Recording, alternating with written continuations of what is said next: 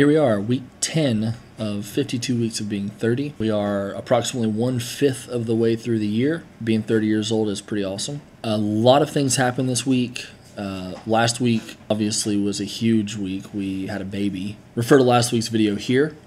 Click on that. It'll take you to last week's video where I talk about Jenna's birth and how awesome she was. Okay, so really quickly, a few of the things that happened this week. My kids played in school play at Westwood live from Jericho. So the kids were going to play. That was a lot of fun. They did a great. They didn't have like huge roles, but they were there. I enjoyed watching them. It was really cool as a parent to see your kids up on stage, especially when you have really dramatic children like mine. Selby was chosen as one of the best of the best. I'm still not exactly sure what that means. She basically got to come up front and do a special song. Yes! It rained like crazy at one point. The entire front yard flooded. Also this week, Finn took his first bath. They're really embracing being around him. They absolutely love him. There's no negativity. It's all positive. They absolutely adore Finn, and they are great big brother, big sister. They've accepted Finn into our home, into our family, so that's great. Props for Trip and Selby. This week I changed about 8,000 diapers. I knew this was going to happen. I mean, I knew that changing diapers was going to be a part of my job. That was going to be what I was responsible for doing. Totally cool with that. I had forgotten just how prolific the tiny bowels of a newborn child can be. I am not kidding. It's just insane all the time. It's constant. As I'm changing the diaper, he'll poop. I've been peed on 10 times at least. At first, it was like every time I took his diaper off to change him, he peed. Done. And just about every time I took the diaper off to change him, he'd poop. Boom. I mean, I don't want to brag, I don't want to brag. But I'm pretty good when it comes to changing diapers. I'm pretty fast. Bam, bam, bam, bam, bam.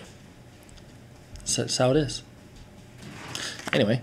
Another thing we were doing this week was preparing for Passover. We keep the seventh-day Sabbath, and we also keep the annual Sabbaths, referred to as holy days. If you have no idea what I'm talking about, I'm by no means trying to convince you that these are right or wrong, but basically throughout the year, there's 7 holy days in the Old Testament Passover ritual. So basically you have Passover, and a lot of times Passover is referred to, particularly in the New Testament, Paul refers to Passover as that entire spring holiday season, which encompasses a couple of things. So you got the Passover, which is on the 14th of the month, which is basically around full moon time. Followed the next day by the night to be much observed, which is basically a joyful meal you have with family. And then you have the first day of Unleavened Bread, followed 7 days later by the last day of Unleavened Bread. And during that entire Unleavened Bread season, you remove all the leavening from your home. You eat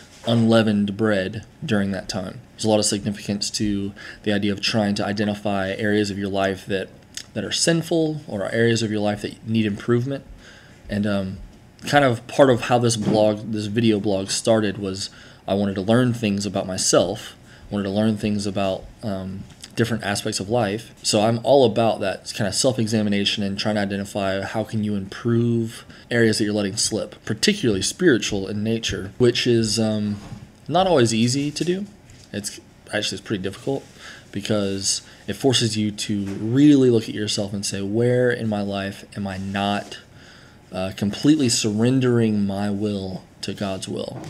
And whether or not you celebrate the annual feast days, I encourage anybody who's watching this to examine yourself and identify, is there something that you're still holding on to that isn't completely and totally in line with God? And obviously there will be. I mean, with me, there's plenty. I'm not going to share those things. I learned quite a few things about myself this week, but it's none of your business.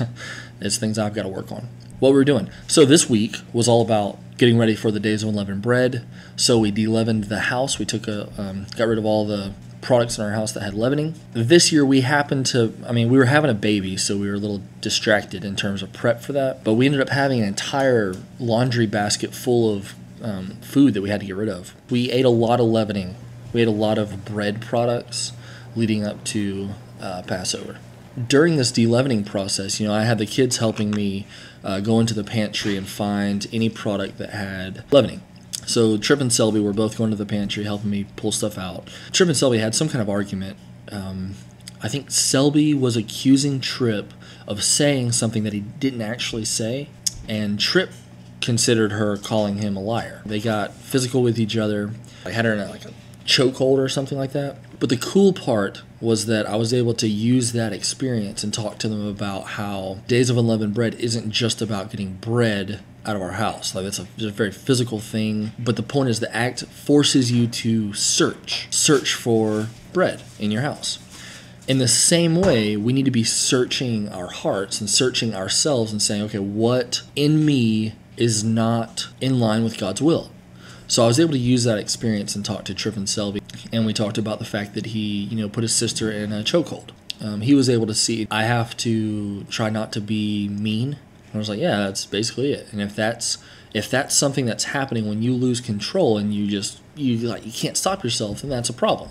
We gotta fix it. I'm hoping that lessons like that, these opportunities to teach the kids about kind of spiritual character building, I'm hoping that they will stick years to come. That's the sort of thing that'll stick, and they'll remember that it was always more than just physically doing this and physically doing that. It was all about learning, how to please God. We'll see.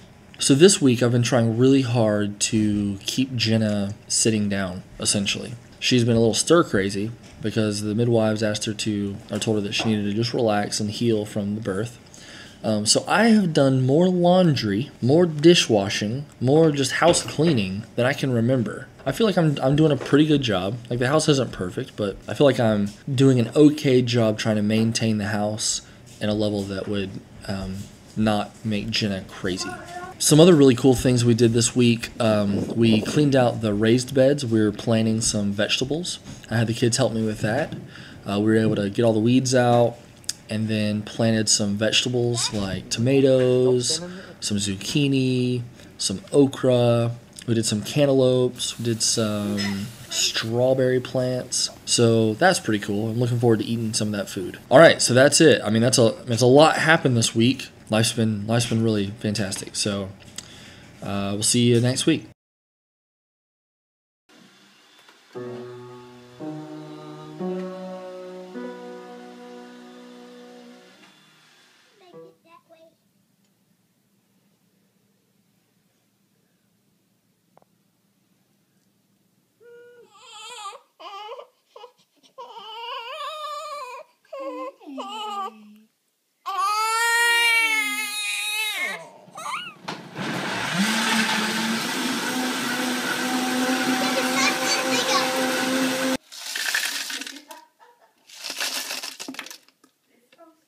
I'll turn on.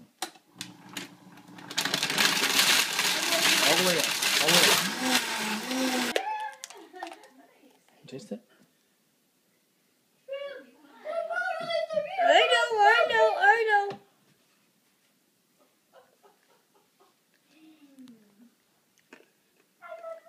What was it? Very good. Good.